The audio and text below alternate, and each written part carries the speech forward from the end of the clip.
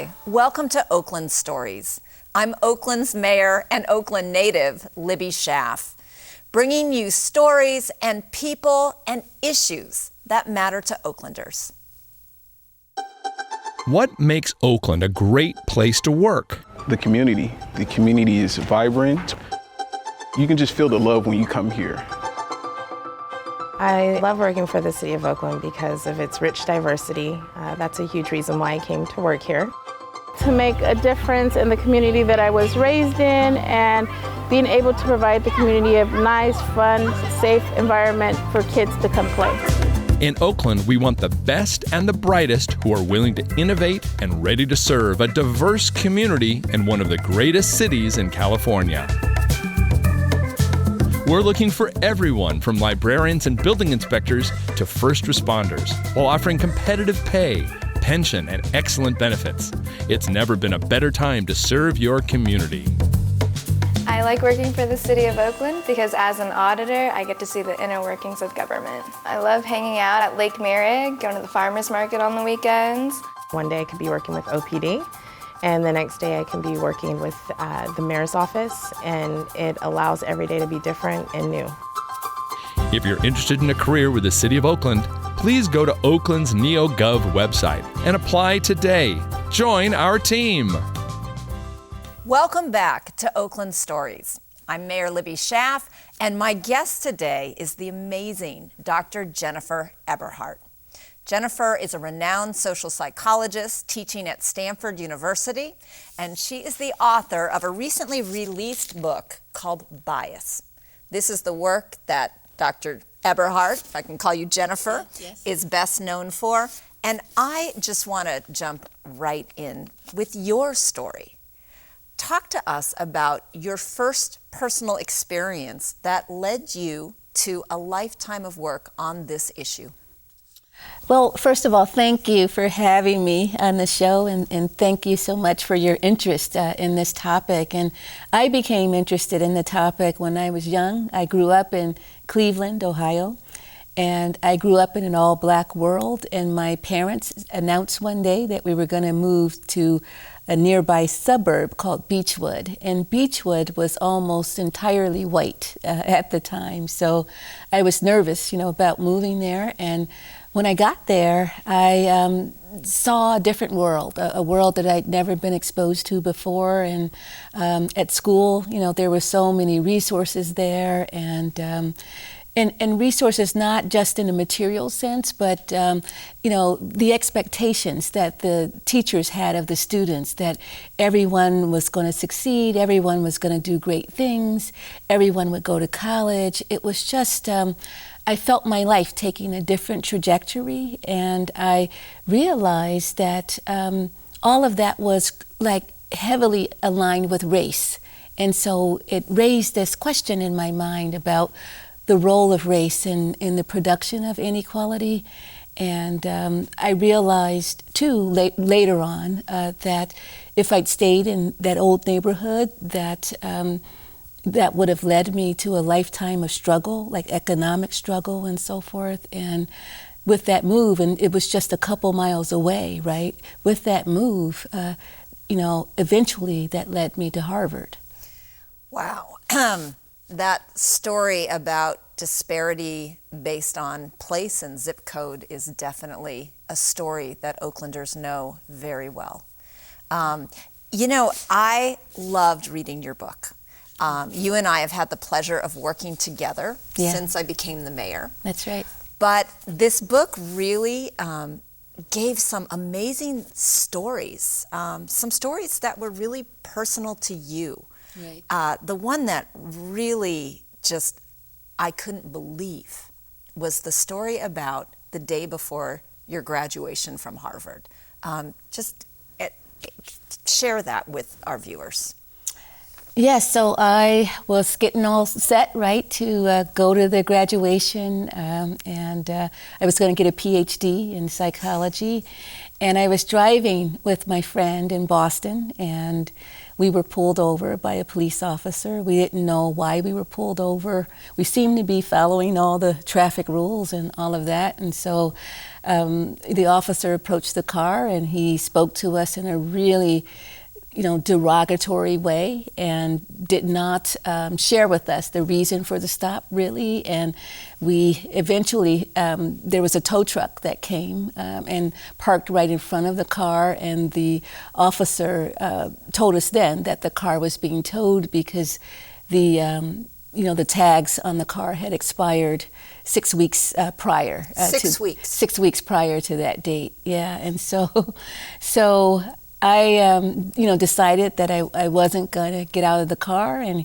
he decided to call for backup. So there was another cruiser that came, and then another cruiser, another, and another. So we ended up being surrounded by 5 police cruisers, and we were really nervous at that point about leaving the car because, they seemed, poised for action, and we didn't know what to do and what was safe. And he ended up pulling me out of the car and physically pulling me out of the car and body slamming me on the roof of the car. So not the hood, but he picked me up high and body slammed me on the roof. And I couldn't breathe. It just knocked the wind out of me. I was gasping for air and sliding off the car, and ended up being handcuffed and put in a cruiser, arrested, taken to the police precinct, and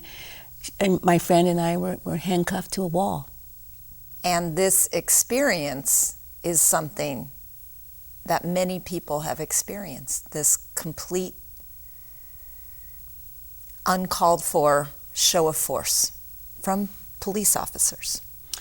Well, yeah, and I think at the time, so this was in the early 90s, that was, a typical strategy that police departments around the country used to kind of pull people over and check them out to be stopped for a minor traffic violation, like the expired tags, and it gives the officers, a chance to check people out and so forth. And we were in a neighborhood that was a bit sketchy and all that, so I think the location also had something to do with it. But, yeah. I can see why, as you started your career, the issue of racial bias in policing particularly became of interest to you. Now, I have to say, again, reading this book, I think this is a book that everyone should read. Because it doesn't just talk about racism, it talks about implicit or subconscious racism and bias. Right. And I think it's really important. I mean, you talk about just study after study that documents so clearly how powerful this subconscious bias is in the human brain, even in people that consciously do not want to be biased. In fact, are often the subject of potentially their own bias. Right. Well, what's one kind of study? What was the most compelling study or piece of evidence that you think people should be aware of that really demonstrates the pervasiveness of subconscious bias? Yeah, well, in the book, I sort of talk about bias in all these different spaces. And so, this is a bias that can lead certain people in certain neighborhoods to look suspicious, for example. It's a bias that can lead teachers in schools to discipline African American students, say, more severely than other children. It's a bias that can affect workplace decision-making, like hiring and promoting. And it's a bias that affects the criminal justice system. There was one study that we did where we used jurors, right? And we looked at the role that race could play in death sentencing decisions. But we didn't want to just look at the black-white divide. What we were interested in is how black you look. Does that influence the probability that you would get a death sentence? And so we took all these death-eligible cases and And, so these were cases that were in Philadelphia over a 20-year period, I believe. And we got the photographs of these defendants who were death eligible, and we had people just rate the photographs on how stereotypically Black they looked. And we found that we could use those ratings to predict whether they got a life sentence or a death sentence. So we found that those who were rated as more stereotypically Black, that more than doubled their chances of receiving a death sentence, at least when their victims were white. Yeah. At the same time that all of the evidence that is so well laid out in your book should shock the conscience and really scare people about the state of the human brain, you also provide a lot of hope. You definitely say this is not a lost cause, that we can correct for bias. We can. Yeah. Share a story from your book that you think should give people hope, an example of how this unconscious bias can absolutely be corrected. Right. So I guess one hopeful story I think is hopeful is the story about Nextdoor. This is the it's an online platform for bringing people together, and the idea behind the platform, right, is to create communities that are healthier and happier and so forth. But the problem was that people were using the platform to racially profile. So someone would look outside their window and see a Black man, for example, in an otherwise white neighborhood, and they would go to their computer and alert all their neighbors, hey, there's a suspicious person here and so forth. And that would lead to a lot of what they would call incivility on the platform. So they contacted me. The co-founder of Nextdoor actually contacted me, Sarah Leary, and she knew I studied bias. They had a problem, with bias on the platform. How do we curb it? So that was the question.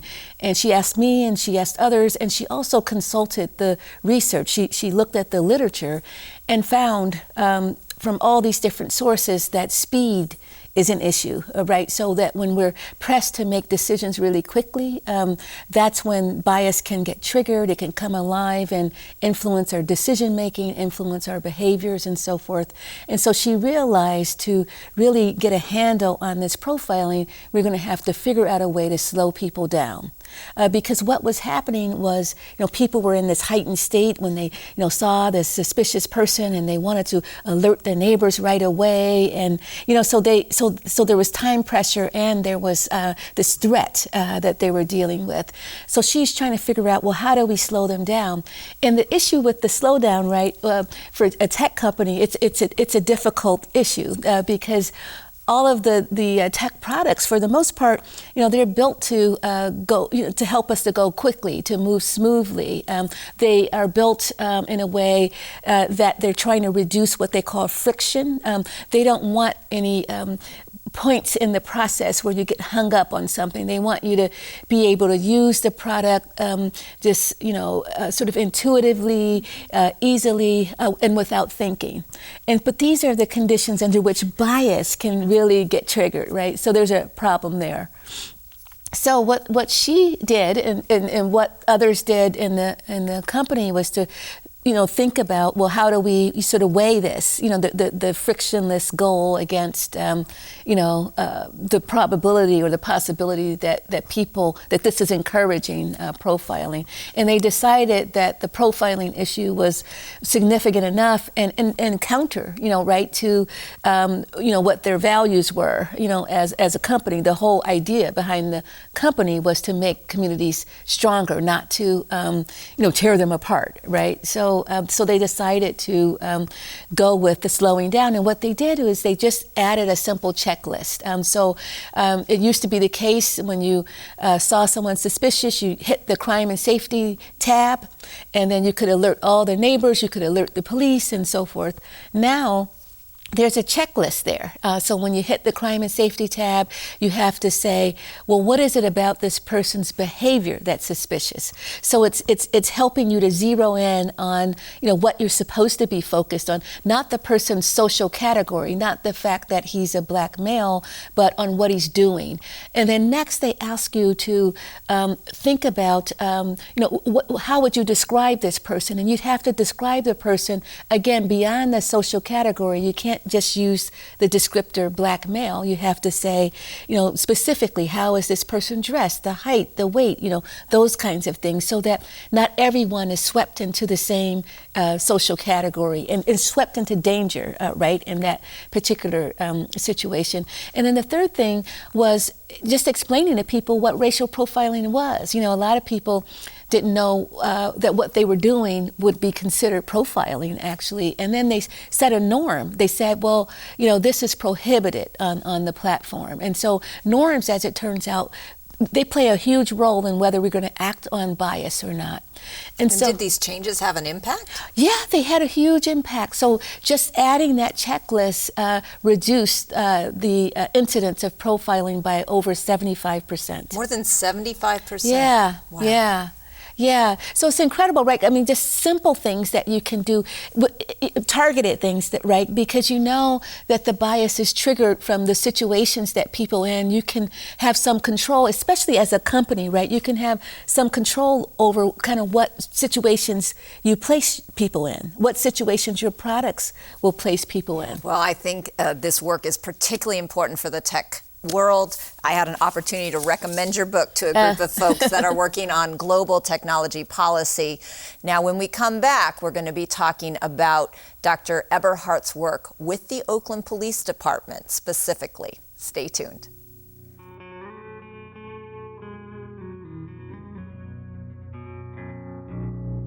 The Great Migration was an outpouring of 6 million African Americans from the South to the rest of the United States of America from the time of World War I until the 1970s. We focus on the development of West Coast blues, that wartime migration of so many cultures, Texas, Louisiana, Arkansas, and Oklahoma.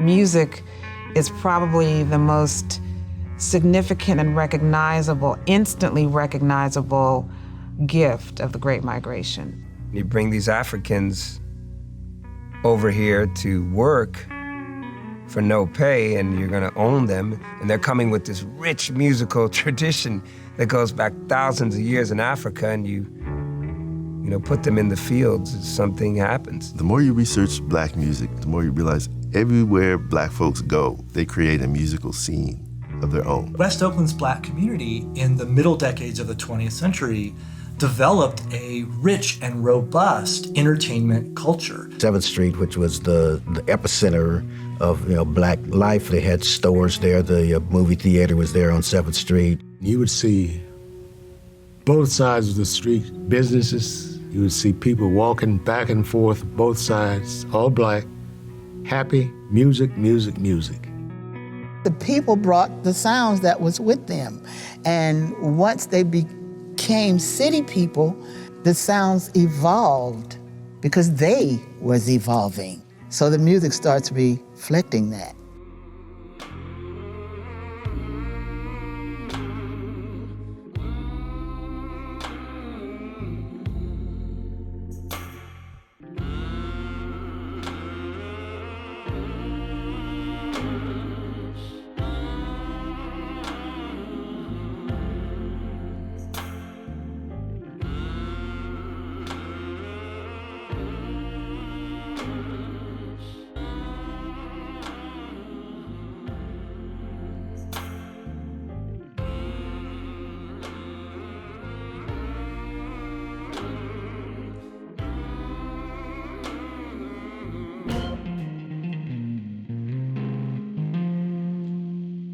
Welcome back to Oakland Stories. I'm Oakland's Mayor, Libby Schaaf, and today I'm joined by Dr. Jennifer Eberhardt. Jennifer, you started working with the Oakland Police Department in 2014. Talk a little bit about what was unique about kind of an academic of your stature, working with a big urban police department that had some historic issues. Right. But also, what was some of the unique work and analysis that you did with the Oakland Police Department? So the initial work was simply to produce a report where we were to look at the stops and searches and so forth that police officers made by race to see if there was evidence for racial disparities there, and if there were racial disparities, then to also come up with some recommendations that the department could use.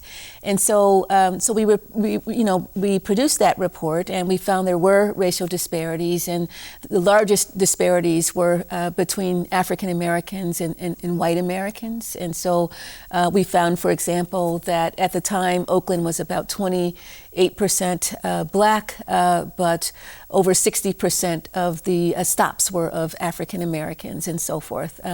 And we found that those disparities, existed even when we took into account all these other, kinds of variables like the crime rate and the racial demographics of the neighborhood and so forth. So it seemed like the disparities were real and clearly. robust, right? So they were well documented. How did that compare with other departments in the country? Exactly. So it was actually pretty similar to other departments, especially other departments in mid-sized to large cities that are fairly diverse. The numbers were actually strikingly similar. And I think the issue is, so there are two issues. One issue is that a lot of departments actually don't collect such data, right?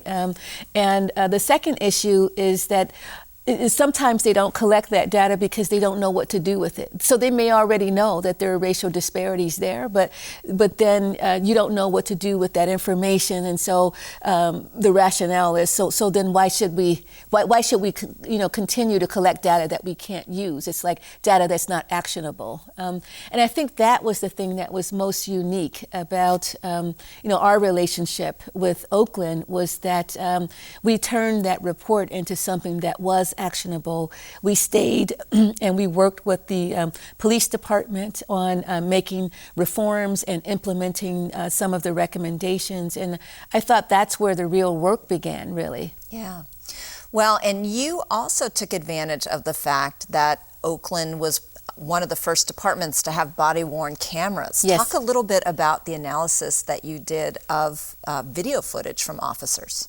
Right. So, so you're right. Oakland, I think for the size of the department too, one of the first mid-sized departments to actually have these cameras and to, have them fully deployed.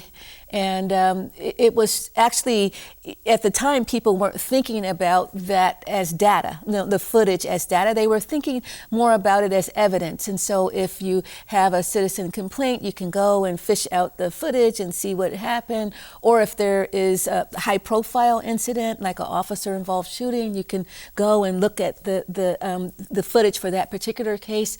But what we did is we were interested in not the isolated cases, but looking at patterns across many cases. And what we did was to look at routine traffic stops rather than looking at sort of high-profile incidents. We were looking at the everyday interactions that regular, everyday people have with the police. And we wanted to see how those interactions would unfold. And so with the cameras, we're able to do that. We're able to see, actually how these interactions can unfold in such a way that either you're building trust or you're eroding trust. And so we were interested in that and interested in looking at that by race. And so we took traffic stops of black and white drivers, and we analyzed the footage, and we used novel techniques here. And so we didn't have people just sort of sitting and looking at the footage and making ratings, but we used machine learning techniques actually to comb through transcripts of the footage. And we were interested in the officers' language in particular, and whether there were race differences in how officers spoke to black versus white drivers. And we found that officers were professional overall, but there was a race gap in respect. So to black drivers, they were less respectful than they were to white drivers. Yeah, less use of the term sir or ma'am, that kind of distinction, right? Right. With black drivers, they were more likely to say bro and dude and that kind of thing than they were with white drivers. And, those, that respect gap existed throughout the course of the interaction, from the greeting, like we were just talking about, all the way until the end of the interaction. So for example, with white drivers, towards the end of the interaction, officers were more likely to say, drive safely now, to express concern for the safety of the driver than they were to express concern for the safety of the black driver. And, I just want to highlight, in all the things that I've learned from you about implicit bias and just how prevalent and impactful it can be, I think it's really important for people to see how we've taken these learnings and not just trained our officers differently based on what we've discovered, but also found opportunities to change policy. Yeah. And one of my favorite examples is our foot chase policy, which doesn't seem to have any racial component. And yet, your studies have shown us that officers and any human being is more likely to employ racial bias in decision making when they're under stress, when they're having to make a snap decision, when what they see is not what their brain was expecting. And these are all circumstances that officers are going to find themselves in if they're in a foot pursuit, and particularly if they lose visual contact with the person they're pursuing. And so when Oakland changed its foot pursuit policy and now prohibit officers from continuing a foot chase when they lose visual contact with that person, while that doesn't seem like a policy to stop racial profiling, it actually has that impact. Similar to kind of the trainings that we do around procedural justice and the language and explanation that officers should be making when they stop people. So talk about some of the policy changes that you've seen that really don't look like they have to do with racial bias, but really do. Yeah, so the foot pursuit policy is a great example. So that change happened before the Stanford team came on board, but it's a great example of how you can, change a policy in a way that leads to a desirable outcome. In your analysis of actual, officer-involved shootings, did you see a change? Well, actually, we didn't do that analysis ourselves, but the department has done that kind of analysis, and they found that they used to have 8 to 9 officer-involved shootings a year with the old foot pursuit policy. But with this new foot pursuit policy, they have about, I think they've had only 8 officer-involved shootings in the last 5 years. So it seems like it made a huge difference there. It's also made a huge difference in terms of officer safety, right? I think, officers would also get hurt in these, these chases and so forth. And I think officer injuries were down by 75%. And I think the element that you're adding is the right one. So you're changing the policy to deal with safety issues, right? But you also change the bias for free, kind of, right? Because you're taking people out of a situation where the bias can get activated, where they're stressed, where they're threatened, where they could be fearful, where they have to make split-second decisions.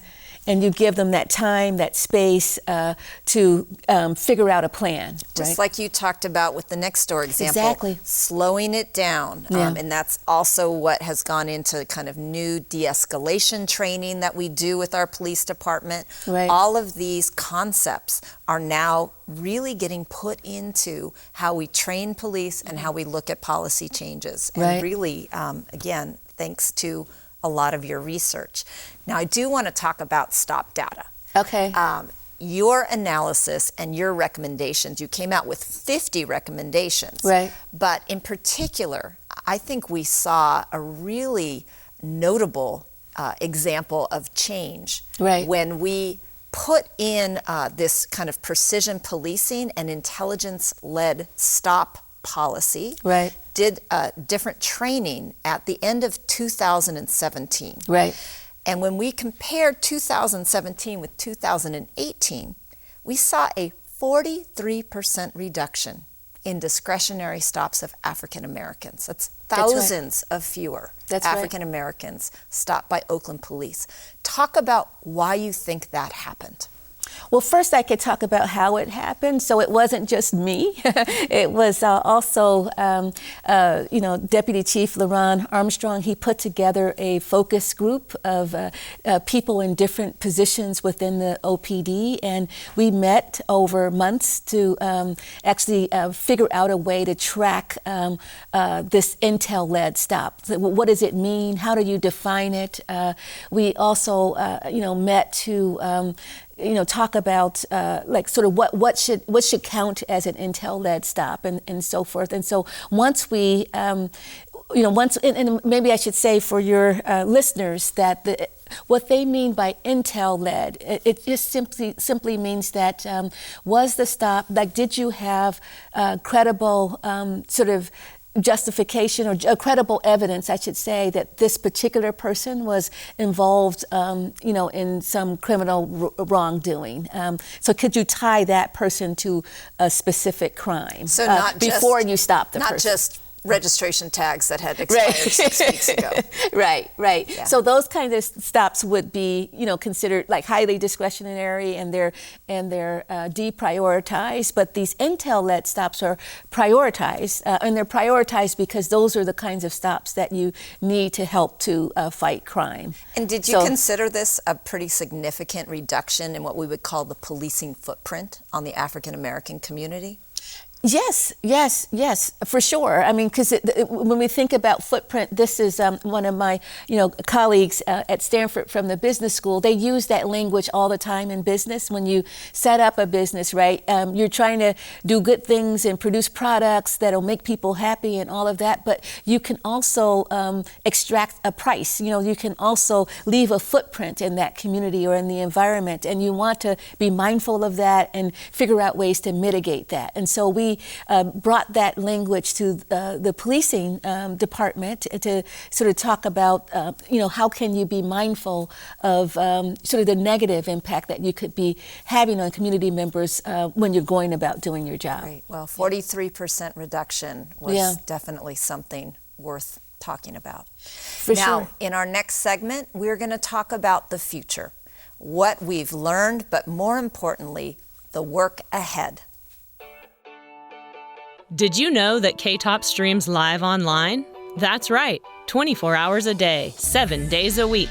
Visit our live stream today at oaklandca.gov/oakmeeting. KTOP, your government access TV station.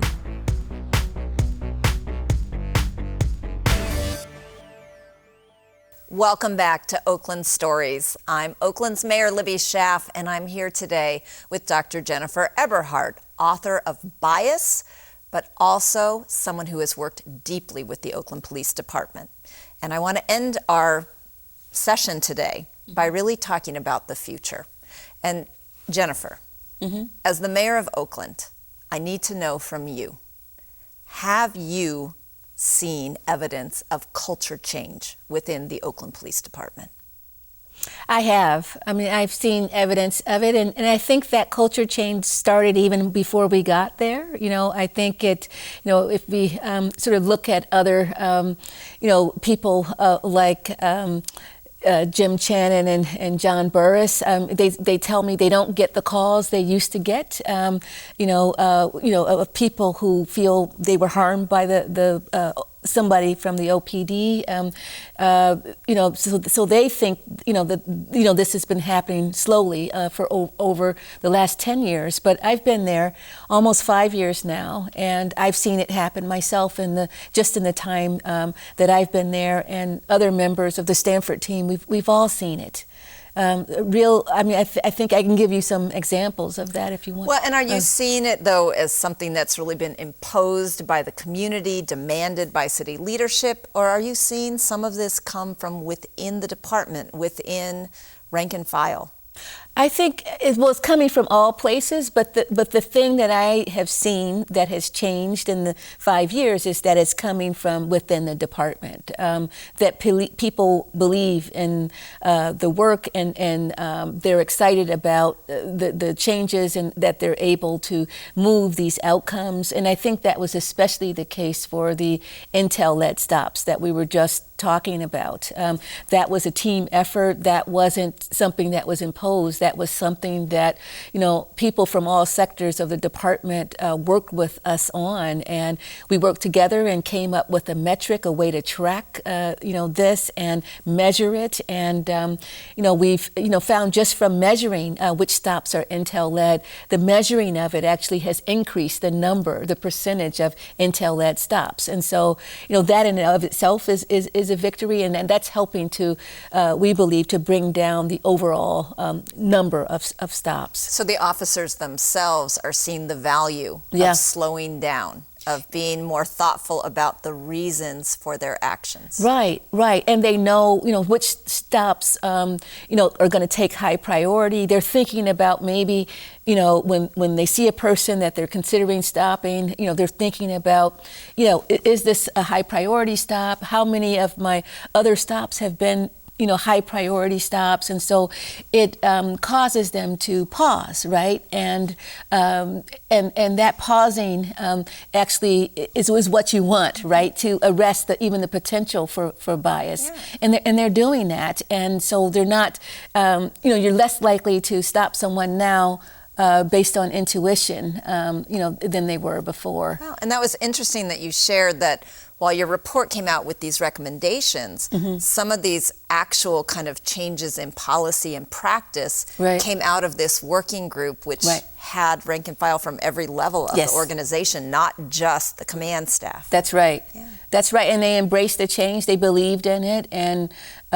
when we implemented it, it actually had a huge outcome. And then other people could see that outcome, right? And so then that's a way, too, that you can see how, a change in narrative can happen, right? Because for many years, or at least for the first few years we were there, they would always say, well, we can't really bring down the number of stops without the crime rate going up. And, it just is what it is. And, so we have to kind of just kind of take what we get. And they didn't see the role of themselves or the role of policy in the numbers, in producing the outcome. But I think after this, after adding that intel-led, you're seeing a policy change leading to a different outcome. And so then that changes the narrative about whether we needed this kind of policing, whether we needed to stop that many people, right? Yeah. Because the crime rate is still going down. It is. Yeah. That is a great part of the Oakland story. Yeah. In this same year that we saw a 43% reduction in discretionary stops of African Americans,